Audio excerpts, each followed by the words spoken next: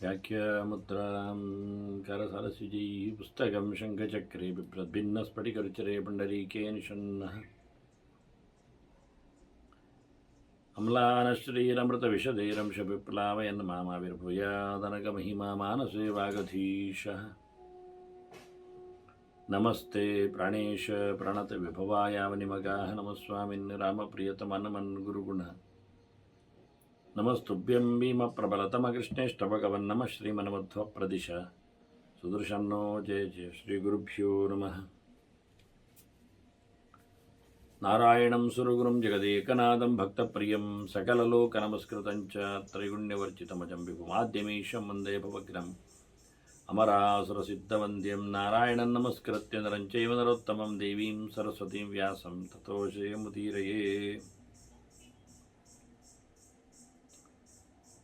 ವೇದವ್ಯಾಸರ ಮಹಾಭಾರತದ ಚಿಂತಕರಿಗೆ ವಂದನೆಗಳು. ಅನುಶಾಸನ ಪರ್ವದ 70ನೇ ಪ್ರವಚನ. ಅದಾಗಲೇ ಸ್ತ್ರೀ ಧರ್ಮದ ಬಗ್ಗೆ ಕೆಲವು ಮಾತುಗಳನ್ನು ಚಿಂತನೆಯಲ್ಲಿ ತಂದಿದ್ದಾರೆ ಭೀಷ್ಮರು ಧರ್ಮರಾಜನ ಪ್ರಶ್ನೆಯಂತೆ. ಹಾಗಾಗಿ ಧರ್ಮರಾಜ ಬೇರೆ ಬೇರೆ ಪ್ರಕಾರದ ಸ್ತ್ರೀಯರಲ್ಲಿ ಹುಟ್ಟಿರುವ ಋಷಿಗಳು ಅದು ಹೇಗೆ ಮಹಾತ್ಮರು ಅಂತ ಪ್ರಶ್ನಿಸಿಕೊಂಡಾಗ ಒಳಿತು ಕೆಡುಕುಗಳ ಬಗ್ಗೆ, ಕೆಟ್ಟದ್ದು ಒಳ್ಳೆಯದರ ಬಗ್ಗೆ ಹಾಗೆಲ್ಲ ಹಗುರವಾಗಿ ಚಿಂತನೆ ಮಾಡಲಿಕ್ಕೆ ಆಗ್ತಾ ಇಲ್ಲ. ಯಾಕೆಂದರೆ ಈಶಂತಿ ಆತ್ಮನೇವ ಇತ್ಯೇತೆ ಗತಿಷ್ಠೇಷಾಂ ನ ಸಜ್ಜತೆ. ಅವರು ಸಮರ್ಥರಿದ್ದಾರೆ, ಅವರಿಗೆ ದುರ್ಗತಿಗಳೆಲ್ಲ ಆಗುವುದಿಲ್ಲ. ಅಂತಹ ಯೋಗ್ಯವಾದಂತಹ ಗುಣಗಳು ಅವರಲ್ಲಿ ನೆಲೆಗೊಂಡಿವೆ. ಬ್ರಹ್ಮಭೂಯಾಂಸ ಇತ್ಯೇವ ಮಾತು ಹೇಳೋದಾದರೆ, ಒಂದು ದೇವರ ಎಚ್ಚರ, ಇನ್ನೊಂದು ವೇದದ ಚಿಂತನೆ.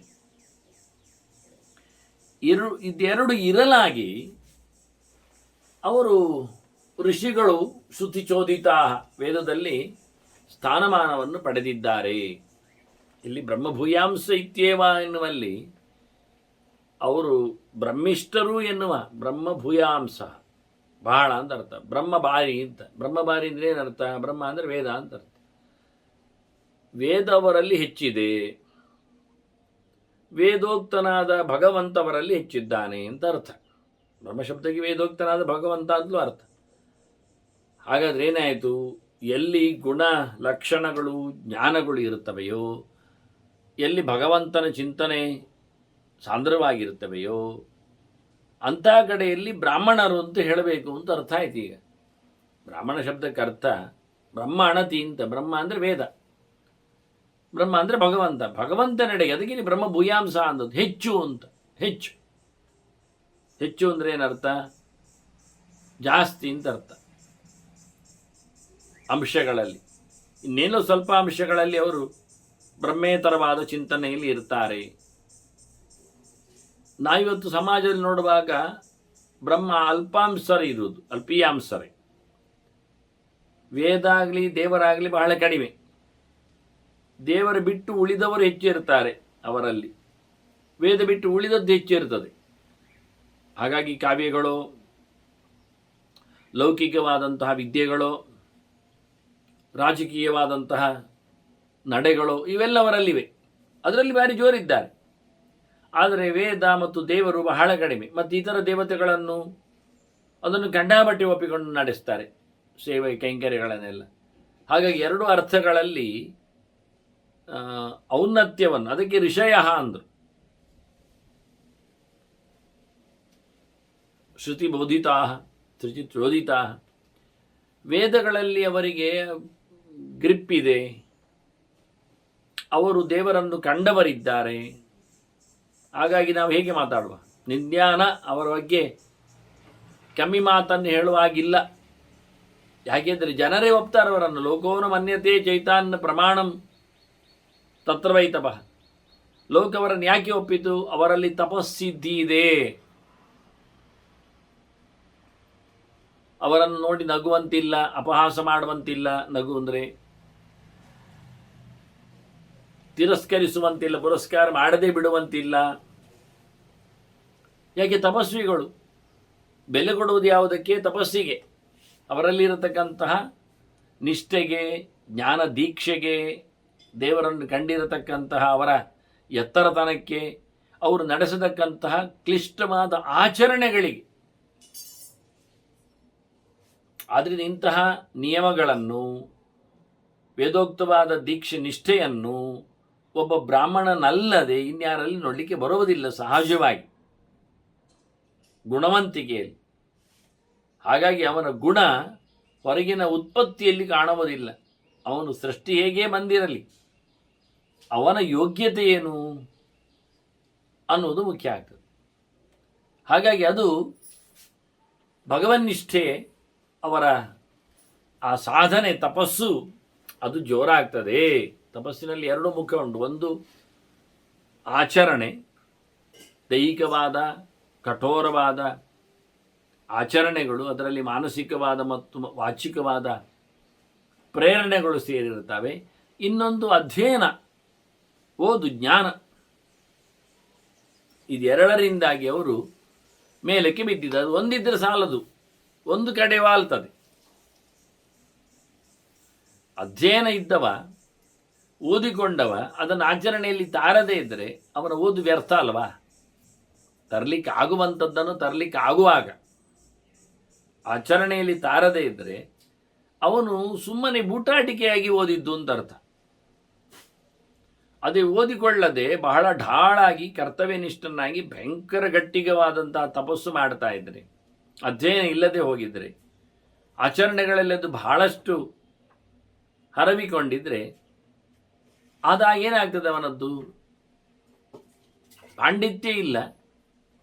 ಹಾಗಾದರೆ ನಡೆಸುವಂಥದ್ದು ಮೂಢವಾದ ಆಚರಣೆ ಆಗ್ತದೆ, ದಡ್ಡವಾದ ನಡೆ ಆಗ್ತದೆ.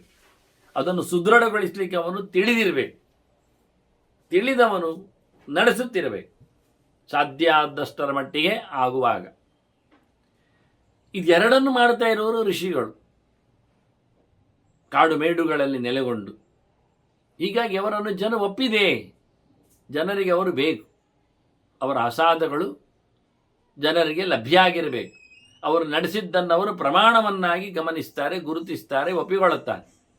ಅದಕ್ಕೆ ಪ್ರಮಾಣವೇ ಅವರದ್ದು ತಪಸ್ಸು. ಏವಂ ಮಹಾತ್ಮಭಿಸ್ತಾತ ತಪೋ ಜ್ಞಾನ ಸಮನ್ವಿತೈಹಿ, ಅದನ್ನು ಭೀಷ್ಮರು ಸ್ಪಷ್ಟಪಡಿಸ್ತಾರೆ. ಹೀಗೊಂದು ಅವರ ಮಹಾತ್ಮೆಯೇ. ಅವರು ತಪೋನಿಷ್ಠರು ಮತ್ತು ಜ್ಞಾನನಿಷ್ಠರು. ಅವರಲ್ಲಿ ಜ್ಞಾನವೇ ಇದೆ, ತಪಸ್ಸು ಇದೆ.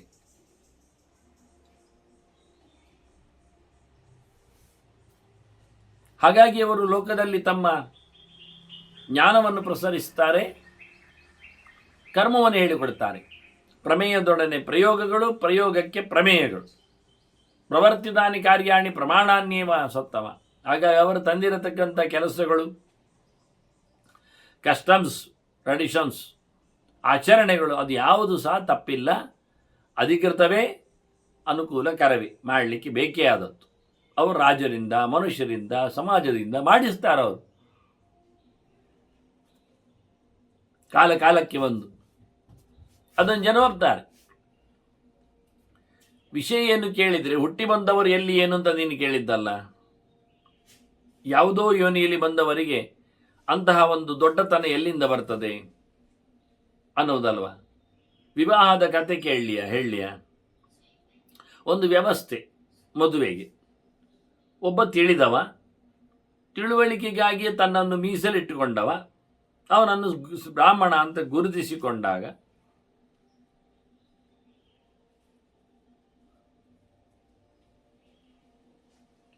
ಮುಂದೆ ರಾಜರು, ಅಧಿಕಾರದಲ್ಲಿರುವವರು, ದೇಶವನ್ನು ನೋಡಿಕೊಳ್ಳುವವರು, ಸಮಾಜ ಸುಧಾರಕರು ಅಂಥವರನ್ನು ನಾವು ಕ್ಷತ್ರಿಯರು ಅಂತ ಹೇಳಿಕೊಂಡ್ರೆ ರಕ್ಷಣೆಗೆಲ್ಲ ಹಾತೊರೆಯುವವರು ಅಂತ. ಮತ್ತು ವೈಶ್ಯರು, ವ್ಯಾಪಾರಿಗಳು, ಕೃಷಿಯಾದಿಗಳ ನಡೆಸುವವರು, ಮತ್ತು ಪರಿಚಾರಕರು, ಶೂದ್ರರು, ಭೃತ್ಯರು, ಸ್ವಯಂ ಆಡಳಿತ ನಡೆಸುವಷ್ಟು ಯೋಗ್ಯತೆ ಇಲ್ಲ, ಜ್ಞಾನವನ್ನು ಪ್ರಸಾರ ಮಾಡಿಕೊಳ್ಳುವಲ್ಲಿ ಅಧ್ಯಯನ ಇಲ್ಲ, ವ್ಯಾಪಾರ ವ್ಯವಹಾರಗಳಿಗೆ ಬೇಕಾದಂತಹ ಜಮೀನಾಗಲಿ ಸೊತ್ತು ಆಗಲಿ ದ್ರವ್ಯವಾಗಲಿ ಇಲ್ಲದೇ ಇರುವುದಿಲ್ಲ. ಅಂತಹ ಸಂದರ್ಭದಲ್ಲಿ ಬಹಳ ಕಟ್ಟುಮಸ್ತಾಗಿ ನಾಜೂಕಾಗಿ ಸೇವೆ ಮಾಡಲಿಕ್ಕೆ, ದುಃಖದೆಡೆಗೆ ಬಂದು ಸ್ಪಂದಿಸಲಿಕ್ಕೆ ಆಗ್ತದೆ ಅಂತಾದರೆ ಅದು ಒಂದು ದೊಡ್ಡ ಧರ್ಮವೇ. ಹೀಗೆ ಸಾಮಾಜಿಕವಾದ 4 ಮೌಲ್ಯಗಳಲ್ಲಿ ಬ್ರಾಹ್ಮಣನಿಗೆ 4 ಬಗೆಯ ಭಾರ್ಯೆಯರು ಸಹ ಆಗ್ತಾರೆ. ಸವರ್ಣಳಾದ ಬ್ರಾಹ್ಮಣಿ ಆಗ್ತಾಳೆ, ಕ್ಷತ್ರಿಯಳವಳು ಆಗ್ತಾಳೆ, ವೈಶ್ಯಳವಳು ಆಗ್ತಾಳೆ, ಶೂದ್ರಿಯೂ ಆಗ್ತಾಳೆ ಹೆಂಡತಿಯಾಗಿ. ಹಾಗೆ ಕ್ಷತ್ರಿಯನಿಗಾಗುವಾಗ ಸಮಾನ ವರ್ಣಳಾಗಿ ಕ್ಷತ್ರಿಯಳು ಮತ್ತು ವೈಶ್ಯಳು ಮತ್ತು ಶೂದ್ರಳು ಮಾತ್ರ. ಅದರಂತೆ ವೈಶ್ಯನಿಗೆ ತತ್ಸಮವಾಗಿ ಅದರ ನಂತರದ ಶೂದ್ರ ಜಾತಿಯಲ್ಲಿ 2 ಹೆಂಡತಿ ಪ್ರಕಾರದವಳು, ಶೂದ್ರನಿಗೆ ಒಂದೇ ಪ್ರಕಾರದ ಹೆಂಡತಿ. ಇದು ಕ್ರಮ. ಪ್ರತಿಲೋಮೇತು ಸಂಕರ. ಇದರಲ್ಲಿ ಆಚೀಚೆಯಾಗಿ ಬಿಟ್ಟರೆ ಅದನ್ನು ಸಂಕರ ಜಾತಿ ಅಂತ ಕರೀತಾರೆ. ಹಾಗೆ ಶೂದ್ರಿಗಾಗುವಾಗ ಶೂದ್ರ ಹೆಂಗಸಿಗೆ, ಸ್ತ್ರೀಗೆ, ಅವಳಿಗೆ 4 ವರ್ಣದವರು ಗಂಡನಾಗ್ತಾನೆ. ಒಬ್ಬಳು ಶೂದ್ರ ಹೆಣ್ಣಿಗೆ 4 ವರ್ಣದವರು ಸಹ ಗಂಡನಾಗಬಹುದು. ಅದರಂತೆ ಬ್ರಾಹ್ಮಣಿಗೆ ಒಂದೇ ಸವರ್ಣನು ಮಾತ್ರ, ಬ್ರಾಹ್ಮಣ ಜಾತಿಯವನು ಮಾತ್ರ. ಮತ್ತು ಕ್ಷತ್ರಿಯ ಹೆಣ್ಣಿಗೆ ಇಬ್ಬರು ಆಗ್ತಾರೆ. ಕ್ಷತ್ರಿಯನೂ ಆಗ್ತಾನೆ, ಬ್ರಾಹ್ಮಣನೂ ಆಗ್ತಾನೆ. ಹಾಗಾಗಿ ನಮ್ಮದು ಕೆಲವೆಲ್ಲ ದೇವಯಾನಿ ಪ್ರಕರಣಗಳು ಇವೆಲ್ಲ ವ್ಯತ್ಯಾಸದಲ್ಲಿ ಬಂದವುಗಳು ಕೆಲವು. ಇನ್ನು ನೋಡ್ಲಿಕ್ಕೆ ಹೋದರೆ ವೈಶ್ಯ ಜಾತಿಯ ಹೆಣ್ಮಗಳಿಗೆ 3 ಪ್ರಕಾರದವಳು. ಯಾಕೆಂದರೆ ವೈಶ್ಯ ಹೆಣ್ಣಿಗೆ ಕ್ಷತ್ರಿಯನಾದ ವಸುದೇವನಿಗೆ ವೈಶ್ಯ ಹೆಂಡತಿ ಇದ್ಲು. ಅದರಿಂದಲೇ ಬಂದವನು ನಂದಗೋಪ ಅಲ್ಲಿರುವಂಥದ್ದು. ಹಾಗಾಗಿ ಇದು ಆಗ್ತದೆ. ಕ್ಷತ್ರಿಯನು ಶೂರಸೇನನಿಗೆ ವೈಶ್ಯ ಸ್ತ್ರೀ ಇದ್ಲು, ವಸುದೇವನ ಅಪ್ಪನಿಗೆ. ಹಾಗೆ ವಸುದೇವ ಮತ್ತು ನಂದಗೋಪ ಅಣ್ಣ ತಮ್ಮಂದಿರಾದರು. ವಸುದೇವ ಕ್ಷತ್ರಿಯ ಹುಡುಗಿಯಲ್ಲಿ ಹುಟ್ಟಿದ ಶೂರಸೇನನ ಹೆಂಡತಿಗೆ ವೈಶ್ಯ ಸ್ತ್ರೀಯಲ್ಲಿ ಹುಟ್ಟಿದ ನಂದಗೋಪ. ಅದನ್ನು ವೈಶ್ಯ ಸ್ತ್ರೀಗೆ 3 ಜನರು ಆಗ್ತಾರೆ. ವೈಶ್ಯ, ಕ್ಷತ್ರಿಯ, ಬ್ರಾಹ್ಮಣ 3 ಜನ ಗಂಡಂದಿರಾಗ್ತಾರೆ. ಏವಂ ವಿಧಿ ಅನುಸ್ಮೃತ್ಯ ತದಸ್ತೆ ಋಷಿಭಿ ಪುರ ಉತ್ಪಾದಿತಾ ಮಹಾತ್ಮಾನ.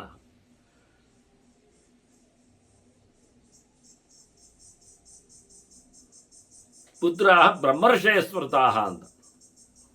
ಹಿಂದೆ ಈ ಪ್ರಕಾರದಲ್ಲಿ ಋಷಿಗಳು ಮಕ್ಕಳನ್ನು ಪಡೆದದ್ದು, ಅವರಿಗೆ ಮಕ್ಕಳಾದದ್ದು, ಹಾಗೆ ಋಷಿಗಳು ಅನಿಸಿಕೊಂಡದ್ದು. ಬೇರೆ ಬೇರೆ ಪ್ರಕಾರದಲ್ಲಿ ನೀನು ಕೇಳಿದ್ದು ಕ್ಷತ್ರಿಯೋನಿಯಲ್ಲಿ, ವೈಶ್ಯೋನಿಯಲ್ಲಿ, ಶೂದ್ರಯೋನಿಯಲ್ಲಿ ಬಂದರೆ ಎಂದು ಬರಬಹುದು. ಅದೇನು ಅಸಹಜ ಅಲ್ಲ. ಇದೊಂದು ಸಮಾಜದ ವ್ಯವಸ್ಥೆಯೇ ಹಾಗೆ ಆಗಿತ್ತು, ಆಗ್ತದೆ, ಆಗಿದೆ. ಅಂಥವರೆಲ್ಲ ದೊಡ್ಡ ಜನರೇ. ಈಗ ಮಿತ್ರಾವರಣ ಇಲ್ವಾ? 12 ಆದಿತ್ಯರಲ್ಲಿ 12 ಜನ ಆದಿತ್ಯ ಮಕ್ಕಳಲ್ಲಿ ಮಿತ್ರ ಮತ್ತು ವರುಣ ಅಂತ. ಶನ್ನೋ ಮಿತ್ರ ಶಂ ವರುಣ. ಇವರಿಬ್ಬರಿಂದಾಗಿ ಕುಂಭಸಂಭವನಾಗಿ ವಸಿಷ್ಠ ಬರಲಿಲ್ವ? ಅಪ್ಸರೆಯಿಂದಾಗಿ. ಹಾಗೆ ಅಗಸ್ತ್ಯನು ಹುಟ್ಟಲಿಲ್ವ ಅವರಿಗೆ?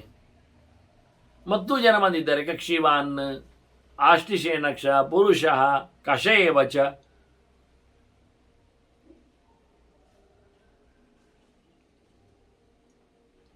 ಇವರೆಲ್ಲರೂ ಗೌತಮನ ಮಕ್ಕಳು, ಮಮತೆಯಲ್ಲಿ ಬಂದವರು. ಮಮತೆಯಸ್ಯ ವೈ ಪುತ್ರಾಹ ಗೌತಮಸ್ಯಾತ್ಮಜಾ ಸ್ಮೃತಃ. ಮತ್ತು ಗೌತಮರಲ್ಲಿ ದಾಸಿಯಲ್ಲಿ ಬಂದವರಿದ್ದಾರೆ. ವತ್ಸಪ್ರಿಯಶ್ಚ ಭಗವಾನ್ ಸ್ಥೂಲರಶ್ಮಿ ತಥಾ ಕ್ಷಣಿ ಅಂತ. ಇವರೆಲ್ಲರೂ ಗೌತಮನ ಮಕ್ಕಳೇ, ದಾಸಿಪುತ್ರರು. ಅವರನ್ನೆಲ್ಲ ಋಷಿಗಳು ಅಂತೇಳಿ ಅಕ್ಸೆಪ್ಟ್ ಮಾಡಿದ್ದಾರೆ. ಅದರೊಟ್ಟಿಗೆ ಅಭಿಂಜಲಾದ ಇದ್ದಾನೆ, ಅವನು ಚಾಂಡಾಲಿಯಲ್ಲಿ ಬಂದವ. ಮತ್ತು ಅದೃಶ್ಯಂತಿಯ ಕತೆ, ಆಕೆಯ ತಂದೆ ಚಿತ್ರಮುಖ.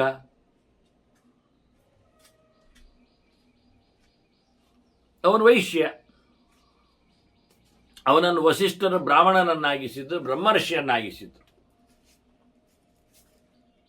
ವಶಿಷ್ಠನಿಗೆ ಮಗ ಶಕ್ತಿ ಅಲ್ವ ಅರುಂಧತಿಯಲ್ಲಿ.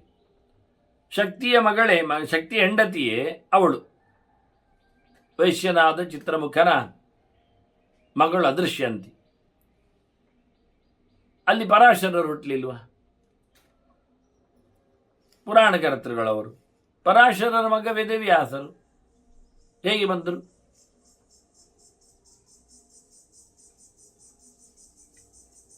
ಬಿಸ್ತರವಳಲ್ಲಿ ದಶಕನ್ಯೆಯಲ್ಲಿ ಪರಾಶರ, ಸತ್ಯವತಿಯಲ್ಲಿ ವ್ಯಾಸರನ್ನು ತಂದದ್ದು.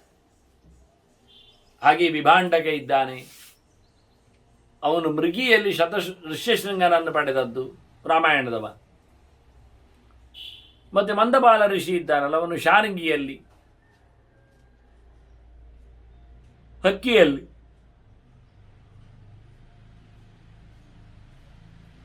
ಅದು ನಾವು ಯುದ್ಧಕಾಂಡದಲ್ಲಿ ಕೇಳಿದ್ದೇವೆ.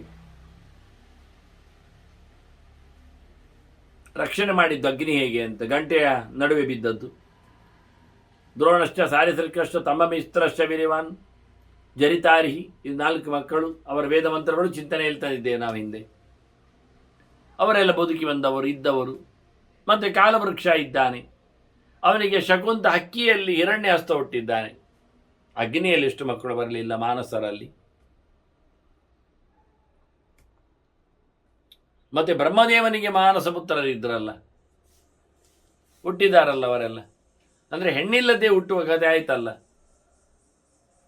ಮತ್ತು ಸಾವರ್ಣಿ ರಾಜ, ಸಾವರ್ಣಿಶ್ಚಾಪಿ ರಾಜರ್ಷಿ ಸವರ್ಣಾಯಾಮ ಜಾಯತ. ಸವರ್ಣ ಎನ್ನುವವಳು, ಅವಳೇಲಿ ಹೇಗೆ ಮೃಣಮಯ್ಯಾಂ, ಮಣ್ಣಿನ ವಿಗ್ರಹ ಪಡೆದವನು ಯಾರು? ಆದಿತ್ಯೇನ ವಿವಸ್ವತ.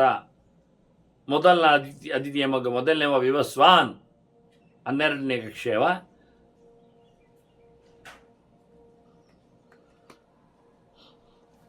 ಅವನಿಗೆ ಸವರ್ಣಾಳಲ್ಲಿ ಹುಟ್ಟಿದವ ಸಾವರ್ಣಿ, ಅದೇ ಮನುವಾಗುವ ಮುಂದಕ್ಕೆ. ಅದು ಮಣ್ಣಿನ ಮೂರ್ತಿಯಲ್ಲಿ ಬಂದದ್ದು ಅಂತ ಕಥೆ ಹೇಳುತ್ತಾರೆ.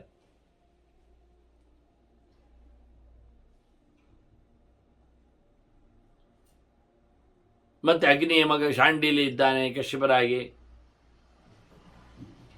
ಅವನ ಸೂತ್ರಗಳು, ಶಾಂಡಿಲ್ಯ ಸೂತ್ರಗಳು, ಭಕ್ತಿ ಸೂತ್ರಗಳು ಭಾರಿ ಇವೆ.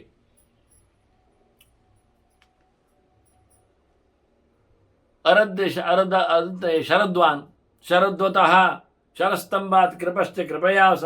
ಇಲ್ಲಿ ಈಗಾಗಲೇ ಕೃಪಾಚಾರ್ಯರು, ಕೃಪಿ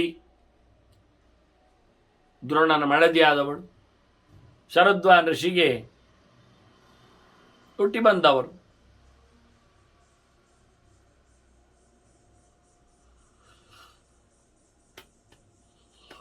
ಅಪ್ಸರೆಯರ ದರ್ಶನದಿಂದಾಗಿ.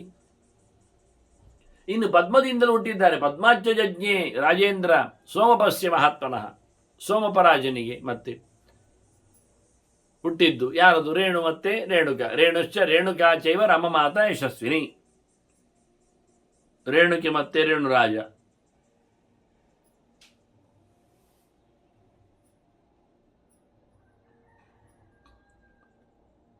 ರೇಣುಕೆ ಜಮದಗ್ನಿ ಹೆಂಡತಿ, ಪರಶುರಾಮನ ತಾಯಿ. ಅವಳು ಬಂದದ್ದು ಹಾಗೆ ಪದ್ಮದಿಂದ ಸೋಮಪರಾಜನಿಗೆ ಹುಟ್ಟಿ ಬಂದಿದ್ದಾನೆ. ಇನ್ನಿತ್ತೆ ವ್ಯಾಘ್ರಯೋನ್ಯಾಂ, ವ್ಯಾಘ್ರಪದ ಅಂತವನ ಹೆಸರು. ಅವನಿಗೆ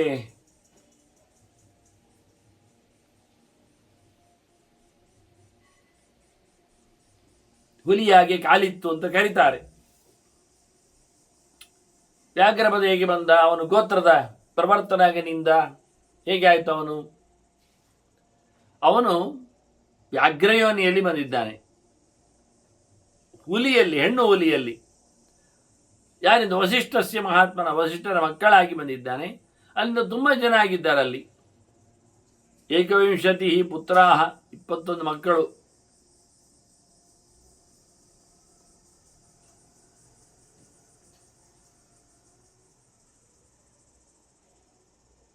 ವ್ಯಾಘ್ರಪದಾದಿಗಳು 21 ಮಕ್ಕಳು. 21 ಪುತ್ರಾಹ ಖ್ಯಾತಾಹ ವ್ಯಾಘ್ರಪದಾದಯ ಮಂಥಾಂತಲ್ಲಿ ವಾದಲೋಮ ಮತ್ತು ಜಾಜಲಿ, ಮನ್ಯು, ಉಪಮನ್ಯು ಇವರೆಲ್ಲ ಗೋತ್ರದ, ವಸಿಷ್ಠ ಗೋತ್ರದ ಪ್ರವರ್ತಕರಾಗಿ ಅಲ್ಲಿಂದ ಬಂದವರು ಹುಲಿಯ ವಂಶ ಲೆಕ್ಕಾಚಾರದಲ್ಲಿ ಹುಲಿಯೋನಿಯಲ್ಲಿ ಬಂದವರೆಲ್ಲ.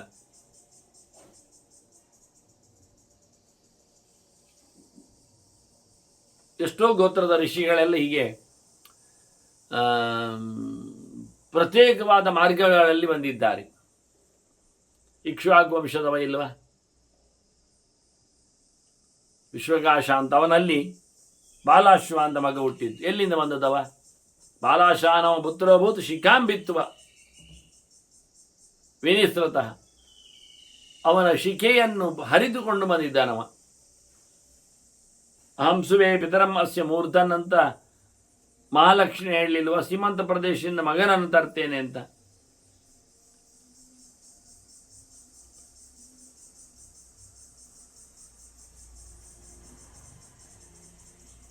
ಲಲಾಟಾದಿಗಳಿಂದೆಲ್ಲ ಸೃಷ್ಟಿ ಬಹಳಷ್ಟು ವಿಚಿತ್ರವಾಗಿದೆ ಭಗವಂತನದ್ದು ಬಿಡಿ. ಇಲ್ಲಿ ಲೋಕದಲ್ಲಿನ ಕಥೆ ಹೇಳೋದವರು. ಬಾಲಾಶ್ವ ಬಂದಾಗಿ ಇನ್ನು ಯವನಾಶ್ವನ ಕತೆ, ಅವನು ತಾನೇ ಹೆತ್ತವ ಹೊಟ್ಟೆಯೊಳಗೆ.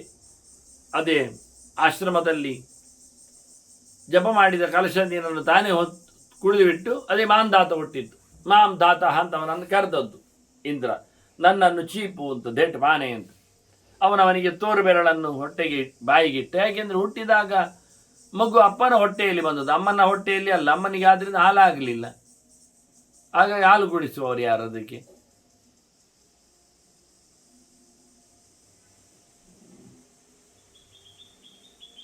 ಅದು ಹಿಂದೆ ಬಂದ ಕಥೆಗಳಾದ್ರಿಂದ ಇಲ್ಲಿ ಕತೆ ಮಾಡಲಿಲ್ಲ, ಅವ್ರು ಹೇಳಲಿಲ್ಲ ಮಾಂಧಾತೃವಿನ ಬಗ್ಗೆ. ನಾನು ಗಮನ ಕೊಟ್ಟದ್ದಷ್ಟೇ. ಅವನು ಹೇಗೆ ಹುಟ್ಟಿದ, ಹೊಟ್ಟೆಯಲ್ಲೇ ಬರಲಿಲ್ಲ ಅವನು. ಮತ್ತು ಋಷಿಗಳವನನ್ನು ಹೊಟ್ಟೆ ಸರಿ ಮಾಡಿದ್ದು ವಾಸ್ತವವಾಗಿ ನೋಡ್ಲಿಕ್ಕೆ ಹೋದರೆ. ಹಾಗೆ ಸುಬಾಹು ರಾಜ, ಅವನು ಬಾಹುದ ನದಿಯಲ್ಲಿ ಗೌರಿಕನನ್ನು ಪಡೆದಿದ್ದ, ಚಕ್ರವರ್ತಿಯನ್ನು. ಹಾಗೆ ಭೂಮಿಗೆ ಹುಟ್ಟಿದ್ದು ನರಕಾಸುರ.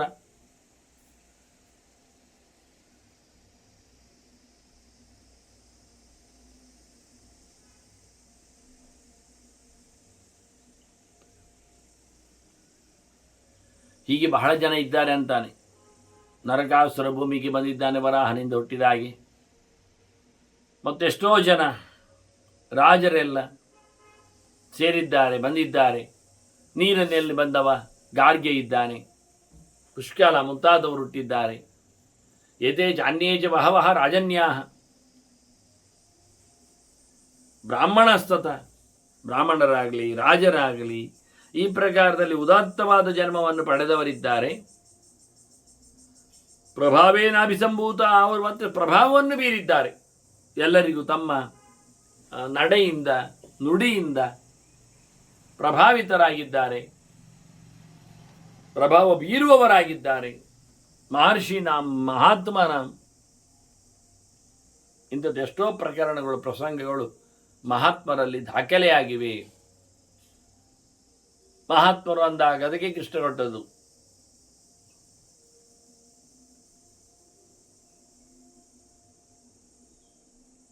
ತನ್ನನ್ನೇ ಎಲ್ಲದಕ್ಕೂ ಎಲ್ಲೆಡೆಯೂ ಚಿಂತನೆ ಮಾಡುವವರು ಮಹಾತ್ಮರು ಅಂತ.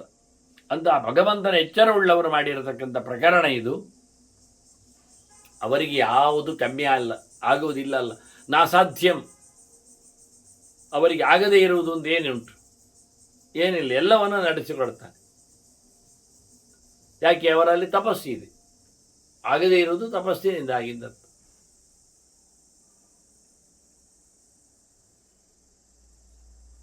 ಅಸಾಧ್ಯಂ ತಪಸ, ಅರಿವು ಮತ್ತು ಅದರ ಪ್ರಕಾರದಲ್ಲಿ ಆಚರಣೆಯಿಂದಾಗಿ, ಆಚಾರ ವಿಚಾರದಿಂದಾಗಿ ಅವರು ಎಲ್ಲಿಯೂ ಸೋಲುವುದಿಲ್ಲ. ಅದಕ್ಕೆ ಅವರಿಗೆ ಅತ್ಯಂತ ಉತ್ತಮವಾದಂತಹ ಸ್ಥಾನಮಾನವನ್ನು ಸಮಾಜವೇ ಕೊಟ್ಟಿದೆ.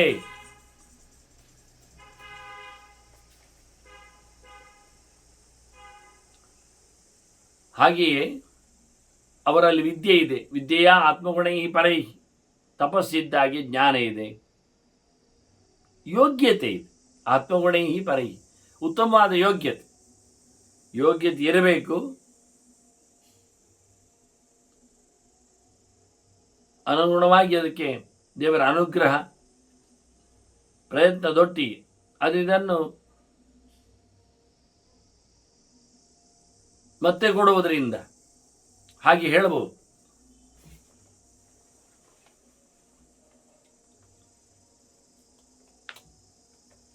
ಬಹಳ ದೊಡ್ಡ ಮಟ್ಟಿನ ರಾಜರೆಲ್ಲ ಈ ಪ್ರಕಾರದಲ್ಲೇ ಬರಲಾಗಿ ಮಹರ್ಷಿಗಳು, ಮಹಾತ್ಮರು, ಅವರಲ್ಲಿರತಕ್ಕಂಥ 3 ಪ್ರಕಾರಗಳು ಅಂದರೆ ಒಂದು ತಪಸ್ಸು, ಒಂದು ವಿದ್ಯೆ, ಸಂಬಂಧಪಟ್ಟಂತೆ ಅವರಲ್ಲಿ ಬರತಕ್ಕಂತಹ ಸಹಜವಾದ ಯೋಗ್ಯತೆಯ ಗುಣವಂತಿಕೆ.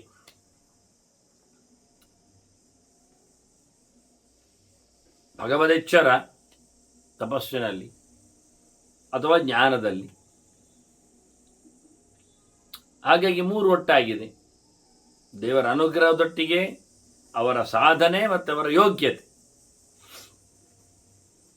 ಮನು ಹೇಳಲಿಲ್ವಾ ಹಿಂದೆ ಅಂತಾನೆ, ಮನುವಿನ ಮಾತು ಹೇಳ್ತಾನೆ, ಇವರನ್ನೆಲ್ಲ ಪ್ರಶ್ನೆ ಸಿಕ್ಕಲಿಲ್ಲ, ತಿಳ್ಕೊಳ್ಳಿಕ್ಕೆ ಹೋಗಬಾರ್ದು ಅಂತ. ಋಷೀಣಾಂಚ ನದೀನಾಂಚ ಸಾಧೂನಾಂಚ ಮಹಾತ್ಮನಾಂ ಪ್ರಭವೋ ನಾಧಿಗಂತವ್ಯ ಅಂತ. ಋಷಿಗಳ ಹುಡುಕ್ಲಿಕ್ಕೆ ಹೋಗಬಾರ್ದು, ಹಾಗೆ ನದಿಯ ಮೂಲವನ್ನು ನೋಡಲಿಕ್ಕೆ ನಿಲ್ಲಬಾರದು. ಅದರೊಟ್ಟಿಗೆ ಇನ್ನೂ ಒಂದು ಹೇಳುವುದಾಗಿದ್ದರೆ ತಿಳಿಸಿಕೊಡ್ತಾನವನು, ಸಾಧೂನಾಂಚ ಮಹಾತ್ಮನ, ಬಹಳ ದೊಡ್ಡ ಮಟ್ಟಿನ ಸಾಧನೆ ಮಾಡಿದವರ ಬಗ್ಗೆಯೂ ಕೇಳಲಿಕ್ಕೆ ನೋಡಬೇಡ. ಅದರ ಬಗ್ಗೆ ಅದರೊಟ್ಟಿಗೆ ಕೊನೆಗೆ ಭೀಷ್ಮರು ಮನು ಹೇಳಿರುವ ಸಂಗತಿಯನ್ನು ಪೂರ್ತಿಗೊಳಿಸ್ತಾರೆ. ಸ್ತ್ರೀಣಾಂ ದುಶ್ಚರಿತಸ್ಯ ಚ,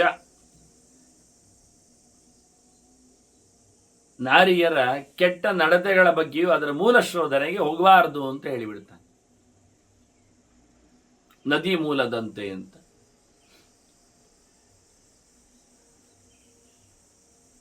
ಮುಖ್ಯವಾಗಿ ಅವರಲ್ಲಿರತಕ್ಕಂತಹ ಒಳ್ಳೆಯ ಗುಣಗಳು,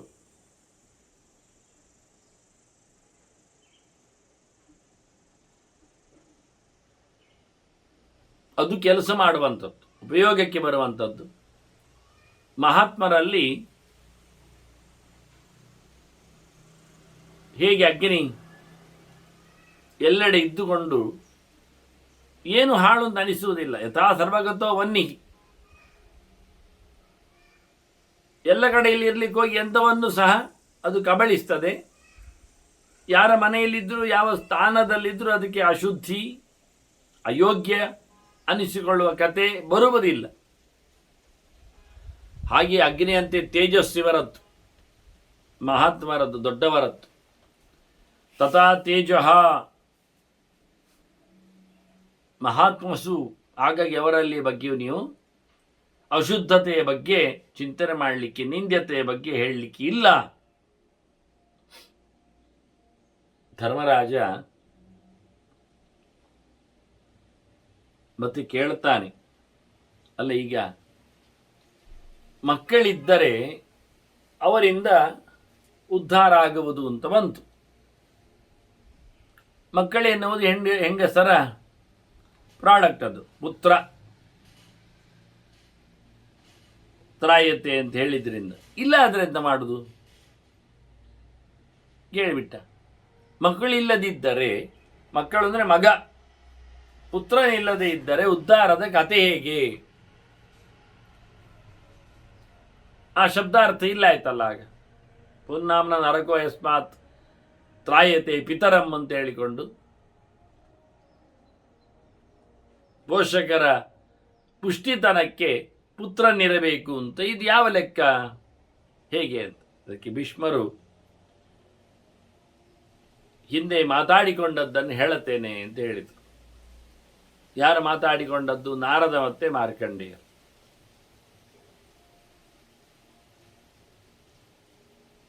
ಪ್ರಶ್ನೆ ಮತ್ತಲ್ಲಿ ಬಂದ ಮಾರ್ಕಂಡೇಯರದ್ದು ವಾಸ್ತವವಾಗಿ. ನಾರದರ ಉತ್ತರ ಇಲ್ಲಿ. ಅದೊಂದು ಕಡೆಯಲ್ಲಿ ಅವರದ್ದು ಸಮಾವೇಶ ಆಗಿತ್ತು. ಭೀಷ್ಮರು ಕಥೆಯನ್ನು ಶುರು ಮಾಡಿ ಹೇಳುತ್ತಾರೆ.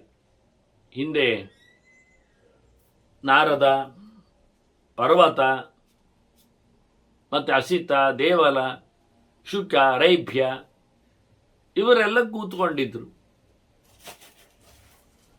ಗಂಗಾ ಯಮುನೆ ಮಧ್ಯದಲ್ಲಿ ಭೋಗವತಿ ನದಿಯ ಸನಿಹ. ಅಲ್ಲಿಗೆ ಮಾರ್ಕಂಡೇಯರು ಬಂದರು. ಬಂದ ತಕ್ಷಣ ಋಷಿಗಳವರನ್ನು ಬಹಳ ಕಾಲದವರು ಅಂತೇಳಿ ಸ್ವಾಗತಿಸಿದ್ರು. ಎಂತ ಮಾಡಬೇಕು ಅಂತ ಕೇಳಿದ್ರು. ಕಿಂಕುರ್ಮಃ. ಅದಕ್ಕೆ ಮಾರ್ಕಂಡೇಯರು ಬಹಳ ಖುಷಿಯಾಗಿ ಹೇಳುತ್ತಾರೆ, ಇಲ್ಲಿ ನನಗೆ ಮಾತುಕತೆ ಆಗ್ತದೆ, ನನ್ನ ಪ್ರಶ್ನೆಗಳಿಗೆ ಉತ್ತರಗಳು ಸಿಗ್ತವೆ, ನನಗೆ ಅಷ್ಟು ಸಾಕು, ಅದಕ್ಕಾಗಿ ನಾನಿದ್ದೇನೆ. ಅತ್ರ ಪ್ರಾಪ್ಸ್ಯಾಮಿ ಧರ್ಮಾಣಂ ಆಚಾರಸ್ಯ ಚ ನಿಶ್ಚಯ. ನನಗಿಲ್ಲಿ ಪ್ರಮೇಯಗಳ ಬಗ್ಗೆ ಮತ್ತು ಪ್ರಯೋಗಗಳ ಬಗ್ಗೆ ನಿರ್ಣಯ ಆಗ್ತದೆ.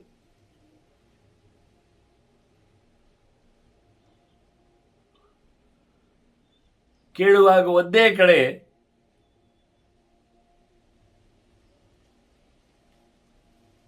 ಅದನ್ನು ಅಧ್ಯಯನ ಮಾಡಲಿಕ್ಕೆ ಬರ್ತದೆ ಅನ್ನುವ ನೆಲೆಯಲ್ಲಿ ನನಗೆ ಭಾರಿ ಖುಷಿ ಆಯಿತು. ಎಂತ ಮಾಡಬೇಕು ಹೇಳಿದರೆ ಉತ್ತರ ಹೇಳಬೇಕಾಗ ಅಷ್ಟೇ, ಕೇಳಿಕೆಗೆ ಉತ್ತರ ಕೊಡಬೇಕು.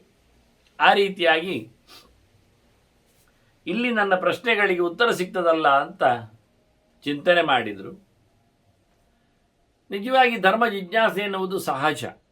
ಯಾಕೆಂದರೆ ರುಜು ಕೃತಯುಗೇ ಧರ್ಮ ತಸ್ಮಿನ್ ಕ್ಷೀಣೆ ವಿಮುಖ್ಯತೆ. ಕೃತಯುಗದಲ್ಲಿ ಧರ್ಮ ಸರಿಯಾಗಿರುತ್ತದೆ, ವಾರೆಕೋರೆ ಇರುವುದಿಲ್ಲ, ನೇರ.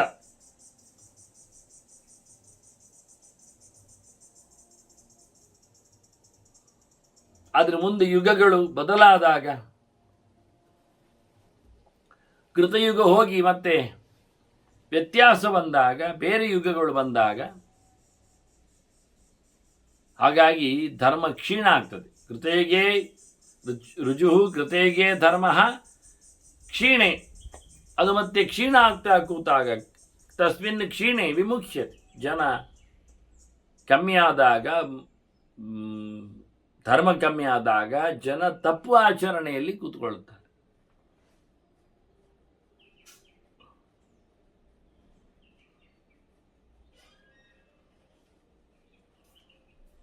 ಈ ಧರ್ಮವನ್ನು ಯಾವ ಪ್ರಕಾರದಲ್ಲಿ ಕೂಡಿಸಿಕೊಡುವುದು ಅನ್ನೋದ್ರ ಬಗ್ಗೆ ಜಿಜ್ಞಾಸೆ ಅಂತ ಒಟ್ಟಾರೆ ಮಾರ್ಕಂಡೇಯರು ಹೇಳಿದರು. ಆಗ ಋಷಿಗಳೆಲ್ಲ ಕೇಳಿಕೊಂಡ್ರು. ಅವರಲ್ಲಿ ಯಾರು ಹೇಳುವುದು ಎನ್ನುವುದರ ಬಗ್ಗೆ ಯೋಚನೆ ಮಾಡಿ ನಾರದರಾಗಬಹುದು ಅಂತ ಹೇಳಿಕೊಂಡ್ರು. ನಾರದರನ್ನು ಮುಂದಿಟ್ಟರು. ಹೇಳಿದ್ರು ನಾರದರ ಹತ್ರ, ಮಾರ್ಕಂಡೇಯರು ಪ್ರಶ್ನೆ ಕೇಳುತ್ತಾರೆ, ನೀವು ಒಳ್ಳೆ ತಿಳಿದವರು, ಅವರಿಗೆ ಉತ್ತರ ಕೊಡಬೇಕು ಅಂತ. ನಾರದರು ಆಯಿತು ಅಂದರು. ಅವರಲ್ಲಿ ಮಾರ್ಕಂಡೇಯರಲ್ಲಿ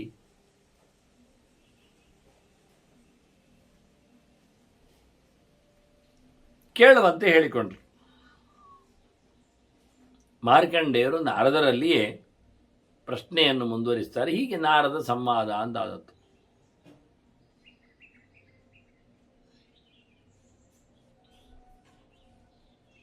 ಮಾರ್ಕಂಡೇಯರು ಮತ್ತೆ ಅದೇ ಪ್ರಶ್ನೆಯನ್ನು ನಾರದರು ಕೇಳಿ ಅಂತ ಹೇಳಿದ್ದಕ್ಕೆ ಇಟ್ಟುಕೊಂಡ್ರು. ಮುಖ್ಯವಾಗಿ ಒಂದೊಂದೇ ಯುಗಗಳು ಜಾರ್ತಾವೆ. ಯುಗೇ ಯುಗೇ ವ್ಯತೀತೇಸ್ಮಿನ್ ಧರ್ಮಸೇತು ಪ್ರಣಶ್ಯತಿ. ಒಳ್ಳೆ ಬ್ರಿಡ್ಜ್ ಧರ್ಮ ಆಗಿತ್ತು, ಧರ್ಮ ಸಾಯ್ತದೆ. ಯುಗ ಹರಿದಾಗೆ, ಯುಗ ಹಾರಿದಾಗೆ ಇಲ್ಲಿ ಧರ್ಮ ಹರಿದು ಹೋಗ್ತದೆ. ಅದು ಸಾಗಿದ ಹಾಗೆ ಇಲ್ಲಿ ಸದ್ಗತಿ ಮಿಸ್ ಆಗ್ತದೆ.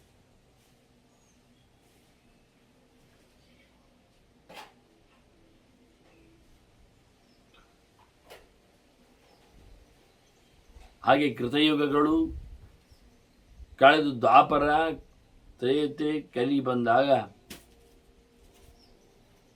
ಧರ್ಮಗಳನ್ನು ನಡೆಸಿಕೊಡುವ ರೀತಿ ಹೇಗಿರ್ತದೆ?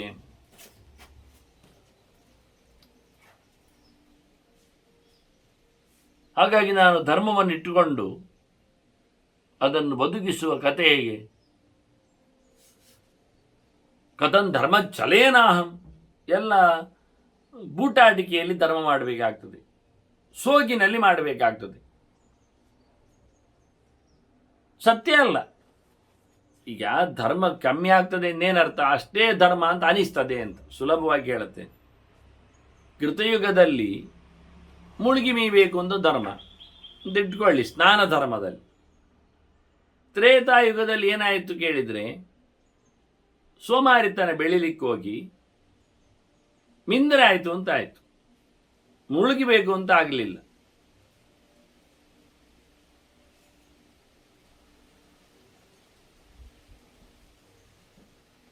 ದೇವರಿಗೆ ಹೊಯ್ಯುವಂತೆ ತಾನು ಹೊಯ್ಕೊಂಡ್ರೆ ಆಯಿತು, ಮುಳುಗಬೇಕಾಗಿಲ್ಲ ಅಂತ ಆಯಿತು. ಇದು ಧರ್ಮ ಹ್ರಾಸ ಆಯಿತು, ಧರ್ಮ ಛಲ ಒಂದು ದೃಷ್ಟಿಯಿಂದ. ಮುಂದಕ್ಕೆ ಬಂದಾಗ, ದ್ವಾಪರಿಗೆ ಬಂದಾಗ, ಹೊಯ್ದುಕೊಳ್ಳುವುದು ಬೇಕಾಗಿಲ್ಲ, ಎಲ್ಲಿಯ ನೀರನ್ನು ಹಾಕೊಂಡ್ರೆ ಆಯಿತು, ಎಷ್ಟೊತ್ತಾದರೂ ಆಗ್ತದೆ ಹಾಕೊಂಡ್ರೆ ಅಂತ.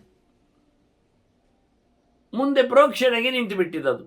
ಕಲಿಯುಗಕ್ಕೆ ಬಂದಾಗ ಪಾದಶೌಚದಲ್ಲಿ ಬಂದಿತ್ತು, ಕಾಲು ತೊಳೆದ್ರೆ ಆಯಿತು ಅಂತ.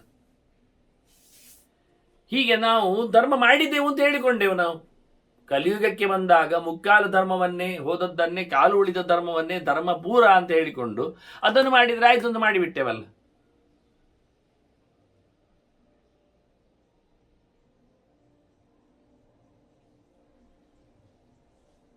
ಹೀಗೆ ಧರ್ಮಚ್ಛಲದ ಪ್ರಾಯೋಗಿಕವಾದ ವಿಮರ್ಶೆ ನನಗೆ ಅರ್ಥ ಆಗುವುದಿಲ್ಲ ಅಂತ ಹೇಳಿದರು. ಹೇಗೆ ನಾನು ಧರ್ಮವನ್ನು ಮಾಡುವುದು? ಅದಕ್ಕೆ ನಾರದರು ಹೇಳ್ತಾರೆ, 4 ಪಾದ ಇತ್ತು, ಯುಗಕ್ಕೆ ಬಂದಾಗ ಕಮ್ಮಿ ಆಗ್ತಾ ಬರ್ತದ, ಒಂದೊಂದೇ ಪಾದ ಕಮ್ಮಿ ಆಗ್ತದೆ, 3, 2, 1 ಆಗ್ತದೆ ಕಲಿಯುಗಕ್ಕೆ ಬಂದಾಗ. ಆಗ ಕಲಿಯುಗದಲ್ಲಿ ಹೇಗಿರ್ತಾರೆ ಗೊತ್ತುಂಟ ಜನ? ಅವರು ಓದುವುದೇ ಕಡಿಮೆ, ಕ್ಷೀಣ ಪ್ರಜ್ಞಾಯುಷಃ, ಆಯುಷ್ಯ ಕಮ್ಮಿ. ಆಯುಷ್ಯ ಯಾಕೆ ಬೇಕು ಅಂದಾಗ, ಯಾಕೂ ಬೇಡ.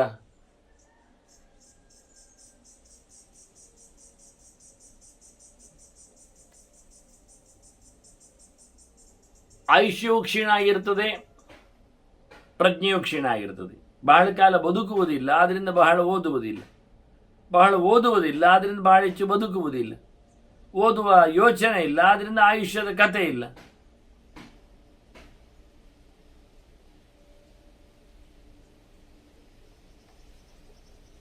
ಹೀಗಾಗಿ ಬಹಳಷ್ಟು ಕಡಿಮೆ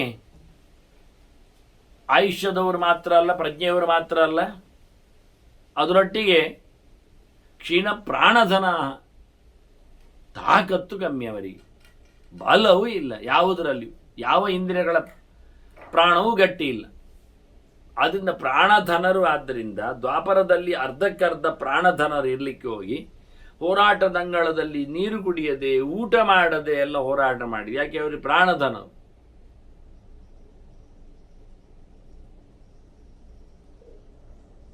ಆದರೂ ಅಲ್ಲಿ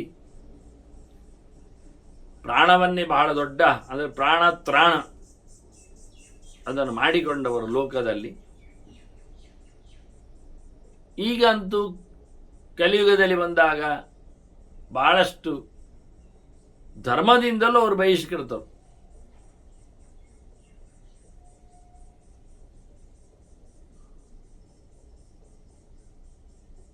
ಒಳ್ಳೆಯ ಪ್ರಕಾರವಾದಂತಹ ಧರ್ಮವನ್ನು ನಡೆಸಿಕೊಡುವುದಿಲ್ಲ ಅವರು. ಆದ್ದರಿಂದ ಆಚಾರಗಳು ಇಲ್ಲ, ಧರ್ಮಣಾಂಚ ಬಹಿಷ್ಕೃತಾ, ಕ್ಷೀಣ ಪ್ರಜ್ಞಾಯುಷಃ, ಮತ್ತೆ ಹಾಗೆಯೇ ಕ್ಷೀಣ ಪ್ರಾಣಧನ ಲೋಕೆ. ಆಗ ಮಾರ್ಕಂಡೇಯರು ಹೇಳುತ್ತಾರೆ,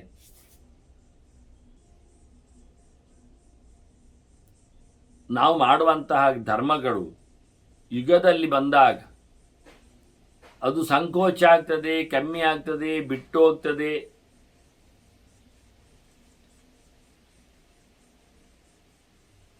ಹಾಗೊಂದೊಮ್ಮೆ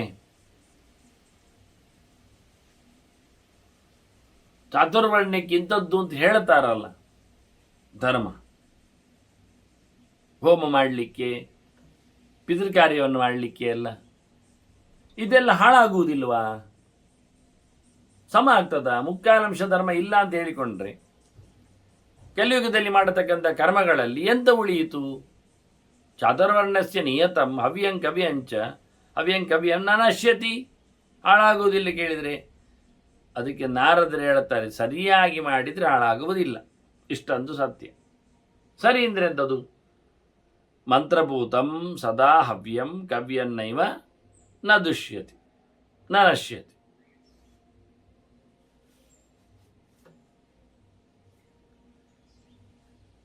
ಮಂತ್ರವಿದ್ದರೆ, ಬಹಳ ಚಂದವಾದ ಮಂತ್ರವನ್ನು ಉಪಯೋಗಕ್ಕೆ ತಂದಿದ್ರೆ, ಉಪಯೋಗಿಸಿಕೊಂಡಿದ್ರೆ, ಮಂತ್ರಾಧೀನಾ ದೇವತಾ ಅಂತ ಅಲ್ವಾ ವಿಷಯ. ಆದರೆ ದೇವತೆಗಳು ಬರ್ತಾರೆ ಮಂತ್ರಕ್ಕೆ ಅಂತ ಅರ್ಥ. ಮಂತ್ರ ಚೆನ್ನಾಗಿದ್ದರೆ ಹವ್ಯಕವ್ಯವನ್ನು ತಗೊಳ್ಳಿಕ್ಕೆ ಅವರು ಖಂಡಿತವಾಗಿಯೂ ಬಂದೇ ಬರ್ತಾರೆ. ಪ್ರತಿಗರ್ಣಂತಿ ದೇವಾಹ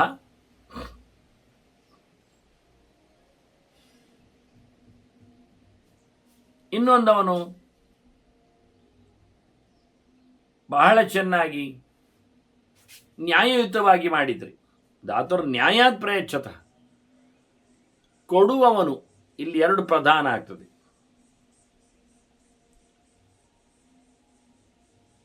ಕರ್ತೃ ನ್ಯಾಯಯುತವಾಗಿ ಕೊಡಬೇಕು, ನಡೆಸಬೇಕು. ಅನ್ಯಾಯ ಉಪಾರ್ಜಿತವಾದ ದ್ರವ್ಯ ಆಗಿರಬಾರದು, ಬೂಟಾಟಿಕೆಯನ್ನು ನಡೆಸಿಕೊಡಬಾರದು, ಅನ್ಯಾಯ ಮಾಡುತ್ತಾ ಕೆಲಸವನ್ನು ನಡೆಸಲಿಕ್ಕೆ ಬರಬಾರದು. ಹಾಗಾಗಿ ನ್ಯಾಯಯುತವಾಗಿದ್ದರೆ, ಮಂತ್ರಯುತವಾಗಿದ್ದರೆ ಖಂಡಿತವಾಗಿಯೂ ದೇವತೆಗಳು ಪ್ರತಿಗಣ್ಣಂತಿ ದೇವಾಹ ಧಾತುರ್ ನ್ಯಾಯಾತ್ ಪ್ರಯಚ್ಛತಃ, ಅವರಿಗೆ ಸಾತ್ವಿಕವಾದ ಗುಣ ಇರ್ತದೆ. ಸಾತ್ವಿಕವಾದ ಗುಣ ಎನ್ನುವುದು ದೊಡ್ಡ ಲಕ್ಷಣ, ಸತ್ವಗುಣ.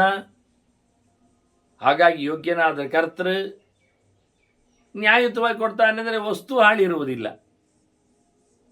ಮತ್ತು ನ್ಯಾಯಯುತವಾಗಿರುತ್ತೆ ಅಂದರೆ ವಸ್ತುವಿನಲ್ಲಿ